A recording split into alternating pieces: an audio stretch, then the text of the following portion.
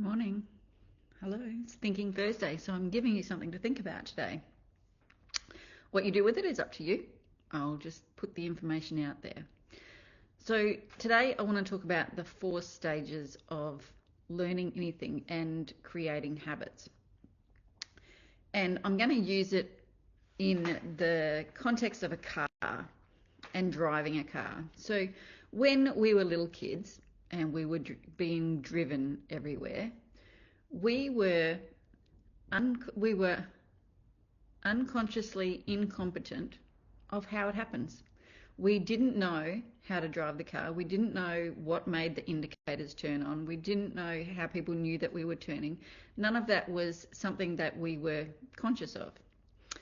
And then at some stage, maybe around the age of 14, 15, could be earlier for some people, could be later for others, we started go, hey, mum or dad, how do people know that you're turning? And you're like, oh, we've got this thing called an indicator, and you move it up and down depending on which side of the steering wheel's on.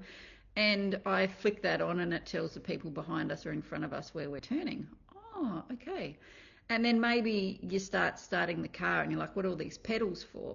So then we're starting to become conscious of how the car works, but we're still incompetent because we don't know how to drive it yet. And then at some stage we go, okay, can you please teach me? Teach me how to drive the car. So we may get some lessons or jump in the car and they tell us what to do. And we have to be really conscious. And I don't know if this sits with you, but the music couldn't be on. Nobody could talk. I had to really put my foot on the clutch, put it in gear, pull my foot off the clutch really slowly, take my foot off the brake, put on the accelerator, take off and hopefully not bunny hop, and then change gears really consciously. And if anybody started talking, just shut up, I'm driving. And if I was reversing, it was even worse. This is conscious competence. So we're starting to become competent at driving, but we have to be really conscious on how we do it. And then indicator goes on, change the gears back, da da da. But before too long, maybe in a month or two, or maybe even less, depending on how much you drive, you become an unconscious competent. You can have music playing, you can have a conversation, you can be putting lipstick on, you can be texting, you can be doing all sorts of things and driving the car because it has become a habit. You don't need to be present or conscious while you're driving the car. Does this make sense? If it makes sense, I want you to just write unconscious competent. Doesn't matter how you spell it, just you'll know what it means. And don't put so much emphasis on other people understanding what you're writing. As long as you do, that's the main thing. Now I want to explain this in regards to the law of attraction, or disciplining your thinking. When we discipline our thinking, we can actually manage our emotions, and when we manage our emotions, we actually control the outcome of our life.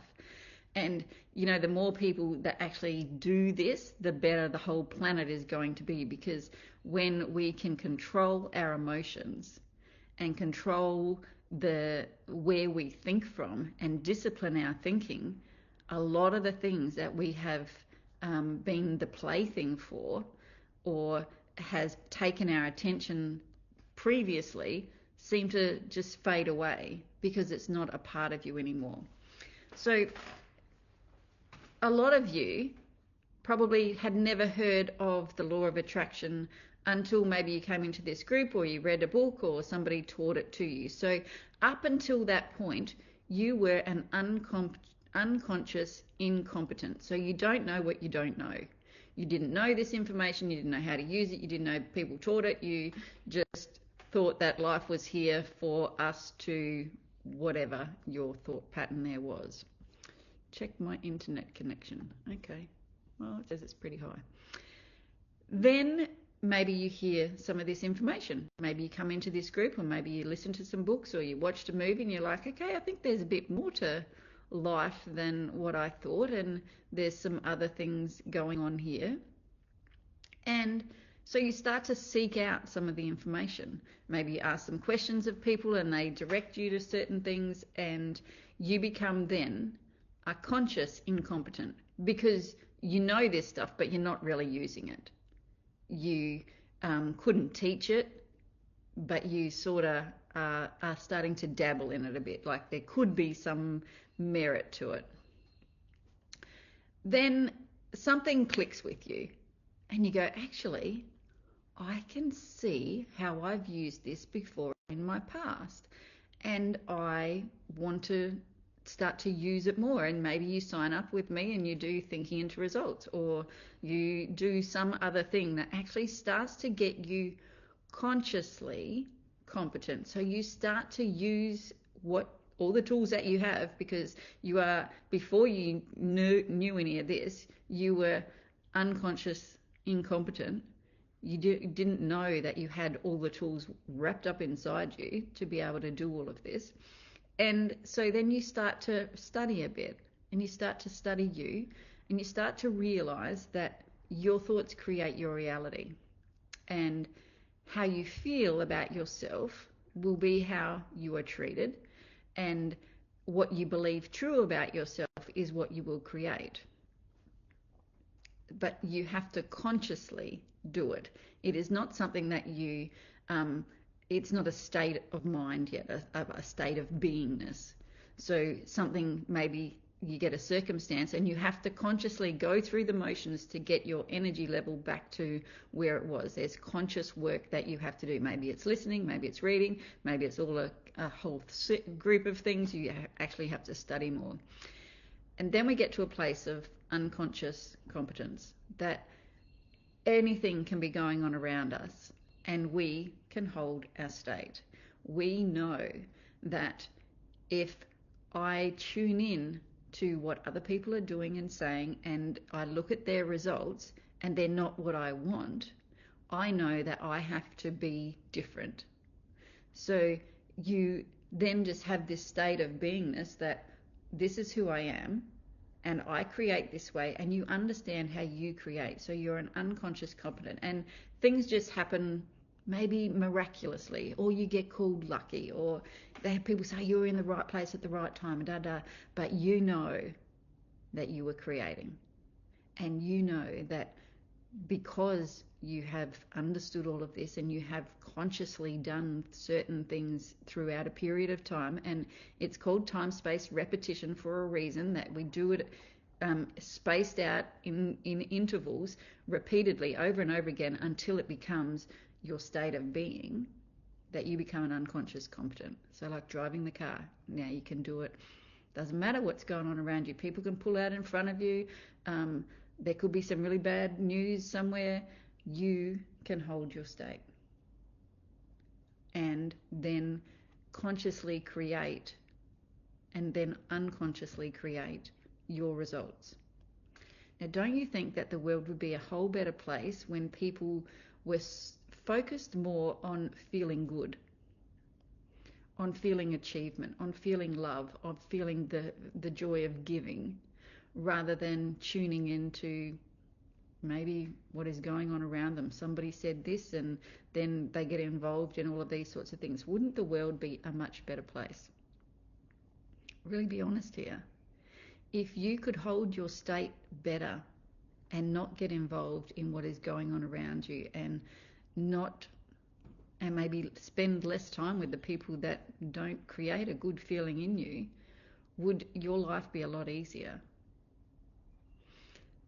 So this is some of the things that we're going to work on next week when we do more, because there is more to you, there is more to life, there is so much more wrapped up inside you, that if you started to uncover it, life would be a whole lot different for you.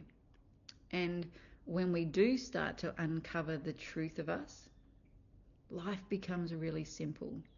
We can look at things objectively and go, if I get involved in that and I have that conversation, how's that going to make me feel? Probably really great. So you get into it, probably not so good. Okay, so you can leave it there without being involved in all the normal dramas that a lot of people go through. 95% of the world is stuck, and they are just doing the motions. They are unconsciously competent at creating the same thing over and over and over again. And it's not until they become consciously competent at creating their new way of living and doing it repeatedly over and over again, then they become an unconscious competent. But until that time, most people are stuck doing the same thing day in, day out, setting the same sort of goals, doing the same thing that they've done yesterday, 5 years ago, 10 years ago. Does that feel inspiring? I was asked a question a few years ago. Would you wish your life on your kids? And although I'd had a pretty good life, I did not want my kids to go through some of the hardships that I went through. I wanted to be able to prepare them differently so that then they could manage their thinking. They could decide what I choose to think here and not be governed by those around them. So then Bob asked me, could you teach? Because I was an unconscious competent. I was pumping out some really great results. And he said, can you teach this to your kids? And my answer was, oh, I'd tell them to work hard. But it wasn't working hard. Yes, I did work hard, but it wasn't working hard. It was my dreams. It was what I wanted that drove me, and me seeing myself with these things and not paying attention to what other people are doing, not competing or comparing, just going my way and staying true to me and understanding that my feelings create my results. And how do I create feelings? I create stories. That's what we do. We unconsciously create stories. That's what we are as humans. We think a thought, create a picture, and then we feel into the picture. Or the picture demands that we feel something. And a lot of the time, our pictures are negative. You just think if a child is late home, where does your mind go? And I had this on retreat. There was some circumstances going on with somebody's life back home, and the picture they were creating was of devastation. It's like, this picture is not helping you. Change the picture. Change where you're coming from. Get in touch with the picture that you truly want, and then feel your way into it. Feel your way there. Because the feelings at that time were, you could just see it. Their face was just distraught. Their demeanor was hunched over. They were crying. And then as soon as we change the state, as soon as we learn that the energetic state of us is what creates our results, and we understand that, we can unconsciously be competent at it. And just like, oh, no, that's not what I want. I can stay here, and this is what I'm going to create. And as soon as we shifted, within 10 minutes, the results changed. You are in control of your life. Are you investing in yourself and investing your time to be an unconscious competent at having an amazing life? Or are you doing what you've always done?